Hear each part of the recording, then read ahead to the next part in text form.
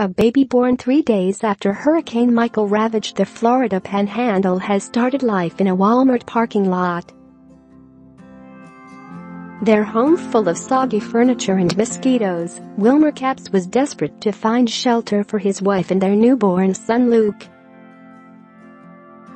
So Capps, his wife Lorenda Smith and little Luke settled in for the longest of nights in the best spot they could find, the parking lot of a Walmart store shut down by the storm in Panama City. On a starry night, Mother sat in the bed of the family's pickup truck. Her child sat in a car seat beside her. Dad sat in the dark and pondered how it could be that his son's first night out of a hospital could be spent outside a big box retailer because of a lack of help. Scroll down for video. It really upset me, man, because I've always been the type of person who would help anyone, Capps said in an interview with the Associated Press, which found the family outside the store on Monday night. An AP photographer accompanied them on a journey from the lot to a hospital and met them again at a hotel, where donors later provided them a room. Share this article. Share. We had everything. Full-time job, a place to live. One day we had it all, the next we had nothing, said Smith. This is not what I thought I'd be bringing him back to. The story of Luke's birth is just one amid the chaos that life has become in areas of the Florida Panhandle hit hardest by Michael. With the hurricane bearing down on their native home of Panama City, Capps and Smith sent their 3 other children to stay with relatives. Doctors had planned to induce labor on October 11th, the day after Michael made landfall between here and Mexico Beach, wiping out a wide expanse of buildings and timber.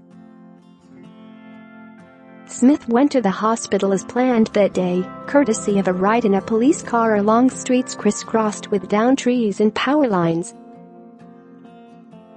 Smith said workers at Gulf Coast Regional Medical Center told her they couldn't deliver a baby that day, so she walked several miles home after being unable to find a ride back.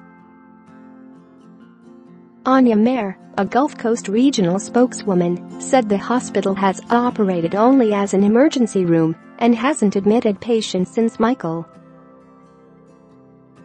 About 560 people have been treated for injuries ranging from storm wounds to heart attack and chainsaw cuts, she said, and more than 170 have been transferred to other hospitals by ambulances and helicopters. Labor pains started the next day, so Capps drove Smith to a hospital about 80 miles to the north in Dothan, Alabama, which was flooded with coastal refugees from Michael. She gave birth at 1 a.m. last Saturday, 3 days after Michael's landfall. Discharged from the hospital and unable to find a hotel room nearby, the couple drove back to Florida, where conditions had improved only slightly since Michael. Still unable to stay at their storm-damaged home amid oppressive heat and bugs, the store has a reputation for letting travelers sleep in the parking lot overnight, and Capps knew it. I had no choice. Luke would have had a heat stroke. When he started acting like he was getting sick from the heat and wouldn't eat, that's when we went to Walmart, Capps said. There was kind of a breeze there, there was no bugs biting us. I said we're all right now.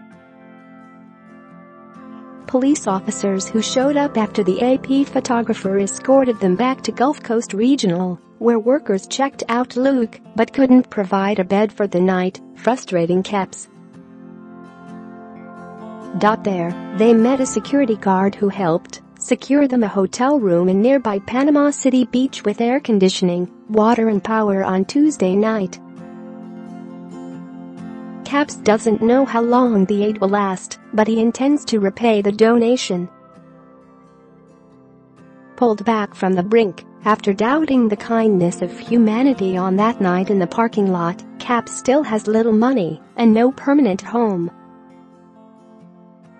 But things are looking up. Because of the kindness of strangers. These people have been a godsend, because otherwise we'd be back in the parking lot tonight, he said.